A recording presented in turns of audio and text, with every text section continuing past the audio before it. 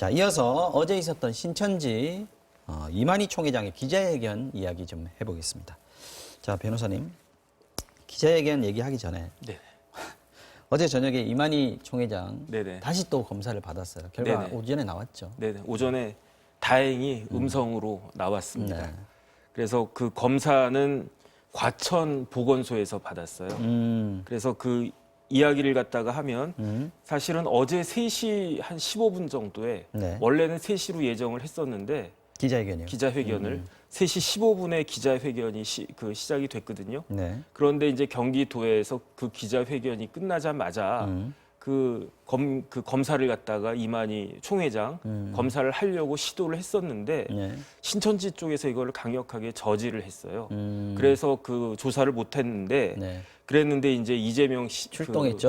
그 도지사가 아예 그럼 내가 직접 가겠다. 내가 진두지휘를 하겠다. 해가지고 17시 20분 그러니까 저녁 오후 7시 20분에 네. 수원에서 가평으로 이렇게 막 달려가고 있으니까 그러니까 이만희 총회장이 밤 8시에 뭐 도망갔다라 하긴 좀 그렇지만 가평에서 과천으로 그 출발을 해서 그 사이 급하게 가서 검사를 받았다. 9시 15분에 밤 9시 15분에 네. 과천으로 갔는데 왜 과천까지 갔나 생각을 해봤는데 네. 신천지의 성지 중에 하나가 과천이라고 하거든요. 본산이라고 얘기도 하고요. 네네. 네. 그런데 다행히 오늘 그 아침에 음성으로 나왔는데 사실은 이만희 총회장이 이미 검사를 받았다라고 주장을 했어요. 기자회견에 이렇게 종이도 그 네네. 관계자가 흔들었습니다. 그래서 가평에 매그놀리아 국제병원이라고 있는데 그 병원이 옛날에는 청신병원이라고 사실 통일교 그 재단의 재단에 그 관계되는 병원으로 알려져 있는데 여기서 나는 음성호를 받았다라고 이야기를 했는데 사실은 도에서 특히 이재명 도지사가 못 믿겠다, 직접 해봐야 되겠다라고 했는데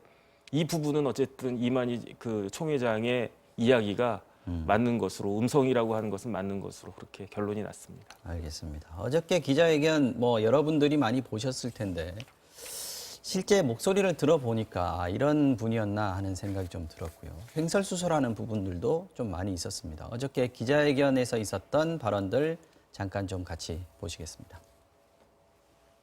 왕가에 가서 무릎을 꿇고 그 대적의 왕에게 절을 하고 그 벽을 고치기 위해서 약을 구해와서 먹여서 다 고친 바가 있다는 것을 본 적이 있습니다.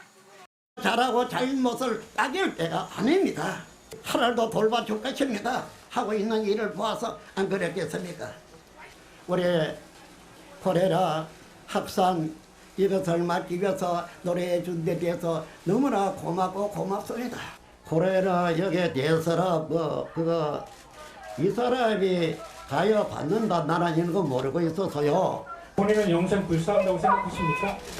그게 뭔 소린데? 답변 안 하셔도 돼요. 받지 않겠습니다. 그거 질문 아니에요. 안 하셔도 돼요. 27일 날 왔습니다. 그리고 또 17일. 17일 날가요. 그런데 17일 날 왔다 또 갔다 왔다 자꾸 그래 한 것입니다. 그래 아니 하세요. 움직이지 않고 여기에 있었다고 하세요. 뭐 코로나를 콜레라라고 칭하기도 하고요. 좀 횡설수설하고 흥분한 듯한 모습도 좀 보였습니다. 변호사님, 이게 배석했던 관계자가 있더군요. 옆에 여자분이 한 분 배석을 했는데 네네. 그분이 얘기하는 대로 또 따라서 얘기를 하는 그런 모습도 보였단 말이죠. 어떻게 보였습니까, 이 장면들은? 그래서 저는 사실 처음부터 끝까지 다 봤어요. 유튜브에 동영상이 떠 있더라고요. 그런데 잘 못 알아듣겠더라고요. 이 양반이 마스크를 써서 그런지 아니면 또 사투리가 심해서 그런지 또 주변에서 또 반대자들이 네, 시위도 소음도 했었어요. 있었고. 네. 그런데 이제 기사 나온 거랑 그 동영상을 갖다가 제가 분석을 해보니까 두 가지예요. 네. 첫 번째는 국민들한테 사죄를 하겠다. 두 번째는 감사하다. 정부에 대해서. 이 그 큰 메시지는 두 가지인 것 같은데 네. 저는 사실은 그렇게 신뢰가 가는 것은 아니었다.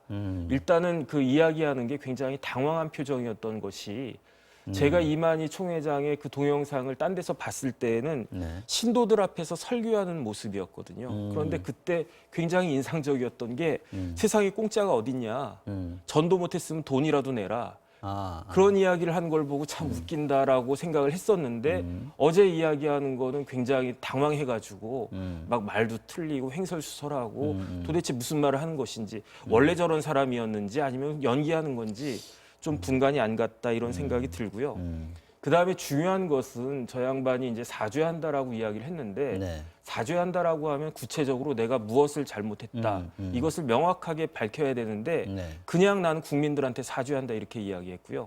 그다음 두 번째는 내가 잘못을 했기 때문에 사죄한다는 거 아니겠습니까? 그걸 바로잡기 위해서는 구체적으로 어떤 조치를 우리 집단에서 우리 교단에서 하겠다라는 이야기를 해야 되는데 그런 부분들은 전혀 쏙 빠져 있기 때문에 네. 사실 많은 국민들이 저 모습 보고 그렇게 공감하거나 수긍하지는 못했을 것 같다라는 생각이 듭니다. 그동안 계속 두문불출하다가 어제 갑자기 이제 기자회견을 잡은 것이 네네. 검찰 수사 들어간 거하고도 좀 무관하지 않을 것 같은데 네네. 이게 지금 검찰 수사를 하는 게 좋은 것이냐 네. 더 숨지 않겠느냐 이런 반론도 좀 있어요. 네네. 그래서 일단은 그 검찰 수사를 강력하게 해야 된다라고 주장하시는 분이 법무부 장관이 네. 이런 경우에는 뭐 강제 수사를 갖다가 해야 된다, 강력하게 대처해야 된다 네. 이렇게 이야기를 하는데 이에 반해서 뭐 요즘 늘 그렇지만 검찰총장은 아니다. 이제 검찰 수사는 오히려 보조적으로 방역 행정을 지원하는 정도가 되어야 되는 것이 맞다라는 것이 지금 윤석열 총장의 태도인 것 같고요. 네. 그렇다라고 하면 그 윤 총장이 방역 당국을 지칭을 했으니까 언급을 했으니까 방역 당국에서는 사실은 강제적으로 하는 것은 한계가 있고 어차피 이게 너무 많은 사람들이기 때문에 신천지에서 자발적으로 협조를 하는 것이 네. 그게 낫지 음성적으로 강제적으로 한다라고 하면 사람들이 숨을 수 있지 않겠습니까? 그렇게 숨었을 때 오히려 더 일이 어려워질 것이다라는 게 방역 당국의 이야기 아닌가 싶고요. 그다음에 늘 요즘 나오고 있는 그 보건복지부 차관, 김강리 차관도 네. 이렇게 너무 몰아붙일 경우에는 지금 단계에서는 오히려 긍정적이지 않은 효과도 나타날 수 있다. 이렇게 이야기를 한 걸 보니까 어쨌든 지금은 신천지의 자발적인 협조가 아직까지는 필요한 시점이 아닌가 그렇죠. 하는 생각이 듭니다. 중요한 거는 지금 이게 방역에 어떻게 하는 게 더 도움이 되겠는가 이거 아니겠습니까? 신천지 단죄하고 뭐 이런 네. 비판하는 건 나중에 일 수도 있고요. 교수님께서는 어떻게 보십니까? 지금 강제적으로 좀 수사에 들어가는 게 도움이 된다고 보십니까? 아니면 그냥 조금 더 느슨하게 두는 것이 낫다고 보십니까? 제가 신천지 교회 특성을 잘 알지는 못하지만 네. 이제 뭔가 강제적으로 조사를 하겠다라고 들어가면 말씀하신 대로 많은 사람들이 숨게 됩니다. 그러면 지금 우리가 확보한 명단이 있다고 해도 네. 그 명단에 빠진 사람도 있을 거고 연락이 안 되는 사람도 있을 텐데 이렇게 숨게 되면 혹시라도 환자가 지역에서 주변에 감염을 퍼뜨릴 위험이 있습니다. 지금 대구 지역 같은 경우에는 신천지 신도들이 그 전화 돌리고 하는데 파악하는데 지금 같이 한 팀이 돼서 지금 일을 하고 있다고 하니까 그런 부분의 협조도 좀 구해야 되는 상황들이 좀 있는 것 같습니다. 네네. 근데 다만 거꾸로 생각해 보면 이재명 지사 같은 경우에 강제 조사도 하고 또 검찰에서 수사도 고발해서 수사 뭐 이렇게 팀도 정해지고 하니까 이렇게 조금 더 전향적으로 나오는 거 아닌가 하는 생각도 좀 해볼 수 있을 것 같아서. 네네. 네. 일단은 그 사람들이 어떤 분은 어제 이만희 교주가 나와서 이렇게 이야기한 게 신천지 교도들한테 자기의 건재를 과시하기 위한 것이 아니냐 이런 생각을 하시는 분들도 있던데 네. 저는 그런 생각은 안 들고요. 뭐 심지어 뭐 살인죄로 고발됐다 뭐 이런 이야기 있지 않습니까? 가만히 있다가는 내가 잡혀갈 수 있겠다라는 생각이 드니까 나와서 미안하다, 죄송하다, 그다음에 정부한테 감사하다 이런 이야기를 했단 말이에요. 그러니까 그런 압박이 들어가야 신천지에서 협조를 갖다가 할 것이다라고 저도 생각이 들고 이 두 가지가 자발적인 협조도 있겠지만 제가 봤을 때 모든 정보를 정확하게 지금 주고 있는 것인가? 그렇지 않다라고 한 징조들이 많이 나와 있잖아요. 그런 부분들은 어쩔 수 없이 강제적으로 그 파악하고 수사할 수밖에 없는 부분이 아닌가 싶습니다. 어쨌든 검찰이 지금 현재로서는 기초적으로는 수사만 하겠다라고 네네. 얘기를 하지만 결과 시간이 언제가 될지는 모르겠습니다만 수사에 들어가면 결과는 나오는 거 아니겠습니까? 일단 처벌의 고발이 가능성은 어떻게 됐으니까요. 될까요? 일단 고발이 됐는데 그 예컨대 그 박원순 시장 같은 경우 심지어 살인죄, 네. 그다음에 이제 상해죄 고발도 있었고 그런데 제가 봤을 때 범죄라고 하는 것은 네. 일단 결과가 있어야 되는 거죠. 사람이 죽었거나 다쳤거나 그다음에 행위가 있어야 되거든요. 네. 어떤 행위가 있어서 그런 결과가 나오는 거니까.